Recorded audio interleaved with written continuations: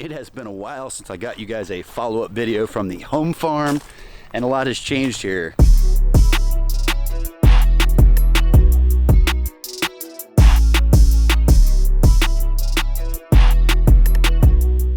In the last few years, obviously, we've opened a nursery down the road.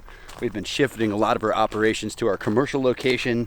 Last year, I got absolutely destroyed by the hurricane, probably lost about 25 big live oaks here, completely changed my zone 1 backyard where I was very deep shade. Now I have a lot of dappled light. I've even got some grass coming in, got a little bit of a takeover of weeds. Things are changing around here. Designs have changed. Design concepts from the original, having a dappled light to more of an exposed area, allowing me to plant things I couldn't normally plant in that zone 1. So stay tuned. I'll probably do a house video for you guys here soon. What I can tell you is star fruits are pumping. White sapote are pumping, loquat's doing really good, mulberry's doing really good, avocado's doing really good, typical bananas. And what I want to show you guys right now is we have a complete change out. We're going back to where we started out here in the front field. Basically, I already moved all the jabos, moved all the drip line. Everything that was out here in this field has moved over to the new property. Greenhouse is in a big pile, but the big change out here this week is all of that 10-year-old established sea breeze bamboo has come out. That is a clumping variety. This is what is left of the canes themselves. I have probably another 50 clumps like this sitting in the backyard. We are going to propagate. We are going to transplant. Guys, I don't think I've done a follow-up out here in this front field. And something I wanted to do yesterday. Had some typical camera difficulties. Story of my life. I'm so over technology. That was cover cropped, and this year Tanner did cover crops on all the other fields also, and he used a different cover crop, and I really wanted to get you guys a video.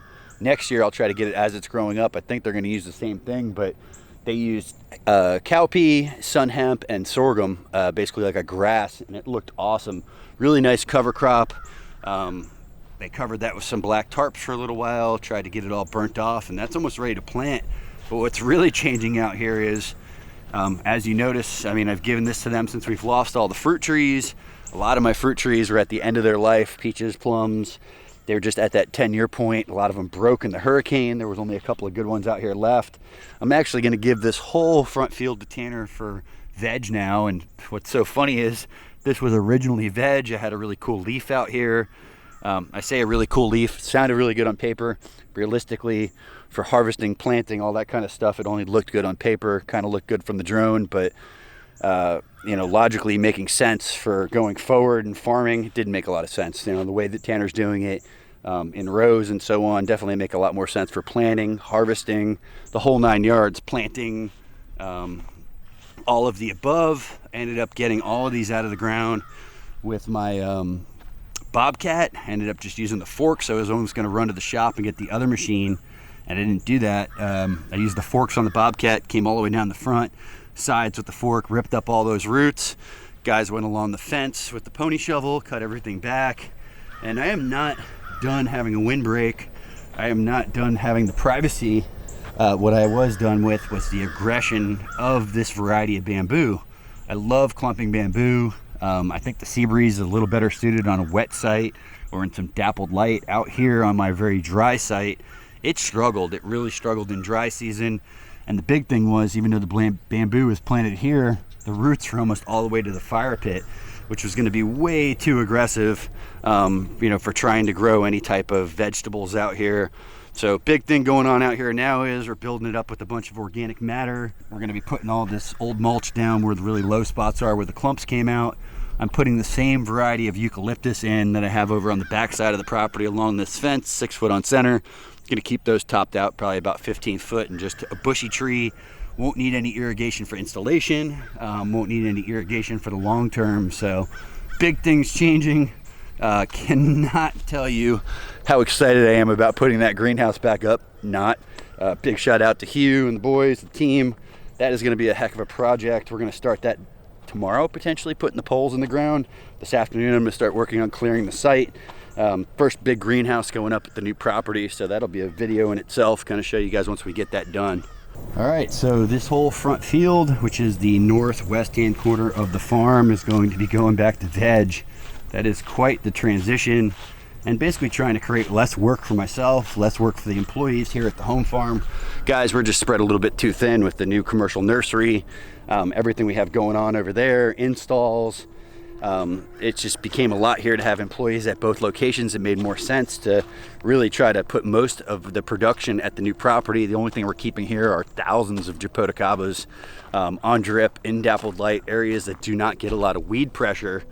Otherwise, a lot of those full sun areas are transitioning. Some are getting rematted as we speak. I am growing a lot of rootstock here still, lots of rootstock for carambola, avocado, loquat, mulberry. Got thousands of each. Actually couldn't even graft all the carambola this year. We ended up selling a lot of that rootstock and trading a lot of that rootstock to another nursery for plants that we needed for stock. But guys, this place is a jungle right here. Big old cherry, the Rio Grande, killing it. Big old avocado doing pretty well, loquat. A lot of the things in here doing really well, just lack of time. My home farm has been a little bit neglected since we've gotten the new property, so unfortunately it's not getting the love or care that it needs. A lot of things, the idea of a food forest, are thriving on neglect. Turmerics, bananas could probably use a little extra feed, as you can see in some of the B-roll footage. Star fruits are no lack of production. I probably have 10,000 pounds of star fruit hanging around here right now. So star fruit for days. Guys, I just bought this new gimbal and I'm ready to throw it in the garbage can. What? Look at this thing. So over this. So my new gimbal, because the old one was giving me issues, has to be hooked up to an app to work. The app had to be registered. I couldn't find my password. I couldn't start a new account because I used both my emails with DJI in the past.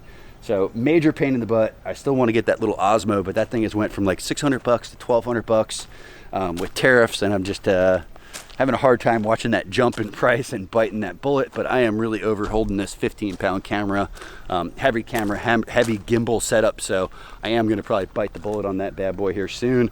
I will give you guys a more in-depth farm tour here, maybe as we get into fall and Tanner starts planting, go over the Centropic system, kind of just a quick rundown. But we've got more exciting stuff happening at the other properties, so I need to get the drone up here. I can't get the drone up there, but guys, this is 2025. You better start a food forest, plant some food, pound dirt.